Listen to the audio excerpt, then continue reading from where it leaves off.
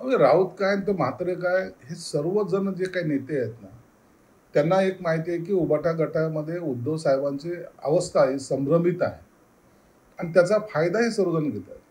या तिघांवर काय आक्षेप करतात? बाकीचे जे काही आता तर सो कॉल्ड नेते आहेत, महिला नेते आहेत आणि यांच्यावर तर जाहीरपणे पत्रकार परिषद घेऊन लोकांनी आरोप केलेले आहेत आणि ते पक्षातल्या.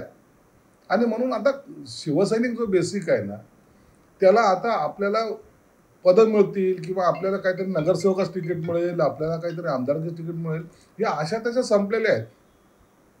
त्याला माहिती आहे आता इथं फक्त नगद नारायणचं काम चालू आहे.